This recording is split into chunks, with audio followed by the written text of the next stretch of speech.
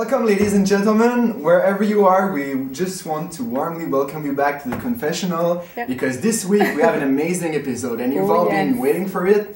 And finally, here we are, the band's relationships. So that will be the Yeah, it's going to be a promising episode, we can promise you, with everything we've witnessed, especially with Canadian Music Week. That was a great example of live relationships between the band members. So many things happened, and we just want to thank you as well for the messages you sent us. We have so many messages, and we just want to take the time to... You're asking also for the Q&A section and comments about the last confessional, the Q&A. So thank you very much. Thank you for your feedbacks. It's we read it and we're very happy to have it. And we hope you like the new setup. We wanted everybody to feel happy this week. So you can see there's the sun and well, it's spring coming back, and we know spring, new beginnings, happiness, everything. So. Happiness, band's relationships. You know, that's what it's about. So Stephanie, you can start your section right now. We are very happy to have you with us once again. And she decided to come back, even after the last time, and I was not very good, but still she decided to support me and welcome back, so thank you very much. Even sick, I'm there. Yeah. I know he needs me so much.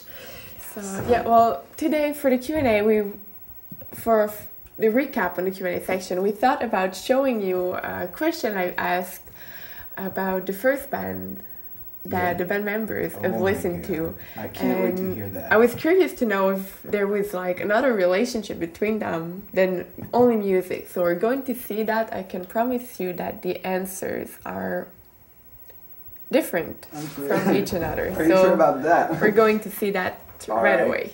Cool. If I'm really honest, the first band that made me discover music is the Bee Gees and Culture Club. I'm really sorry, but that's the truth. And that's where you learned how to dance? Probably. I don't know. I just don't want to remember that part of my life. I try to forget it. The band that brought me to say, hey, I want a guitar was the Beatles. Okay. Yeah, the Beatles. I was 13 years old. And I've seen my dad playing guitar for years, but I really wanted to touch it and play it since I heard him. It was the early years of the Beatles. That rock and roll time was very, very funny. You know, I want to hold your hand and all those, that music. Start playing with that, and you know, it was very cool. But then I went to something else. But rock and roll was, and still is, one of my favorite music. Yeah. My first band was Metallica. The breaking point for me was when I saw James Hetfield playing live on the TV. I was so blown away. And it makes... I want to play guitar, no? I take an acoustic one and play good riff of Metallica. And I fell in love with guitar. And how old were you then? Around maybe 16 years old, and no, I didn't have a lot of self-esteem, and it was the only place I have to hide myself into music, because there, when I was listening to Metallica and playing music there, I feel alive. It was the only place I feel alive at this time, so it's why it represents a lot for me. Rush, yeah. Canadian band.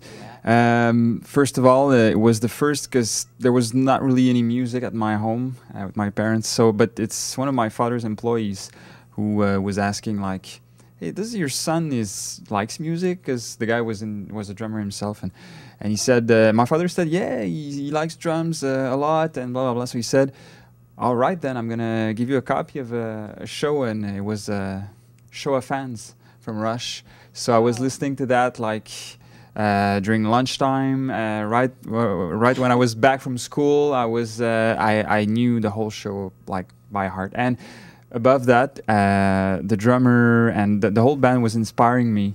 They were really producing everything they were doing. They were like, and they were giving really a great performance live as well. My parents were really not into any bands or any like music on the radio, so we would have these Christian choirs, not CDs, but vinyl and tapes, and anyway. But still, the music was really touching me. So even though it wasn't a band, it wasn't what all my other friends were listening to, even that kind of music really touched me deep inside.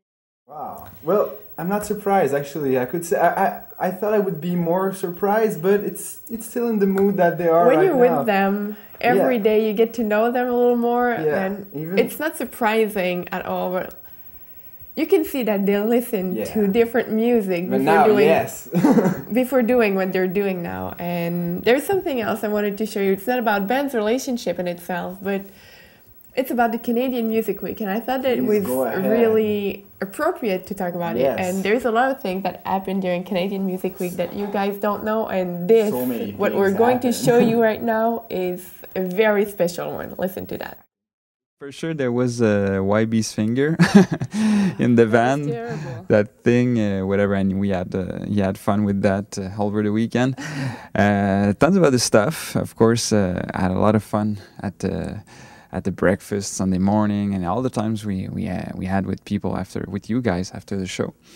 But something weird for sure that would stun my mind. Well, there was this one guy who acted violently with Big Bird. Stuff that I know that for sure it's normal to have a time frame that the band cannot play and go over the time frame that we have. But what I thought was really weird is that violent reaction he had, and that attitude, and that because it was such a clash between what was going on in the crowd and with you guys and how amazing it was, and then boom, out of the blue, this thing, And that was at the last show we did. So it was on time frame, because usually we're the last band playing, but now there was another one after, and with the curfew and stuff like that. Well, in that, what Moose is not saying is that Big Bird has not only fought a little bit to have us stay longer on stage, but he's been kicked out of the venue. Yeah, he was allowed to help us because we were all at the front of the stage, and, I was at the front, and all the band was playing, and we were just. Big Bird came right after him and said, "Cut, guys!" But he just almost got a fight at the backstage, and after he got kicked out, and he was allowed to come back just to wrap his gear and go. Oh my God! But we have the YB. Could you please film YB for the finger? Can you show the details? YB's special finger. But it's healing right now, man. Is it healing? It's healing well? It's getting better. Don't worry, guys. It shouldn't even leave a scar. No, but even if he leaves a scar, YB he's a man, so he won't mind to have a scar on his finger. So thank you very much, Tiffany. It was very cool videos. I was happy to see that. I'm sure everybody's pretty happy as well. We'll take a small break, and we'll be right back with the YFE members. So stay tuned. We'll be right back in a moment. See you.